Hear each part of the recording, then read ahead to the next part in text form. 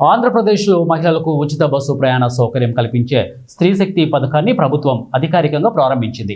ఈ క్రమంలో ముఖ్యమంత్రి చంద్రబాబు, ఉప ముఖ్యమంత్రి పవన్ కళ్యాణ్, మంత్రి నారా లోకేష్ స్వయంగా ఆర్టీసీ బస్సుల్లో ప్రయాణించి ఉచిత బస్సు ప్రయాణానికి శ్రీకారం చుట్టారు. ఇచ్చిన హామీని నిలబెట్టుకుంటూ మహిళల కోసం ఓ కీలక పథకం నేటి నుంచి అమలు చేస్తున్నారు.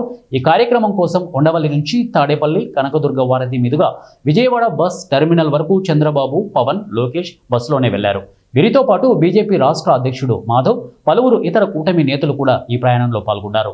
మహిళా ప్రయాణికులతో కలిసి ప్రయాణిస్తూ వారి సంతోషంలో పాల్పంచుకున్నారు. సీఎం, మంత్రులు ప్రయాణిస్తున్న బస్సు వెళ్లే మార్గంలో మహిళలు పెద్ద సంఖ్యలో గుమిగూడి తమ సంతోషాన్ని వ్యక్తం చేశారు. దారి పొడవునా మంగళ హారతులతో నీరాజనాలు పలుకుతూ ఘన స్వాగతం పలికారు. థ్యాంక్ యూ సీఎం సార్ అంటూ నినాదాలతో తమ కృతజ్ఞతలు తెలియజేశారు.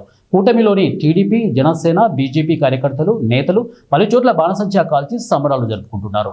ఎన్నికల సమయంలో ఇచ్చిన కీలక హామీలలో ఒకటైన ఈ పథకాన్ని అధికారంలోకి వచ్చిన వెంటనే అమలు చేయడంపై రాష్ట్ర వ్యాప్తంగా మహిళల నుంచి హర్షం వ్యక్తమవుతోంది.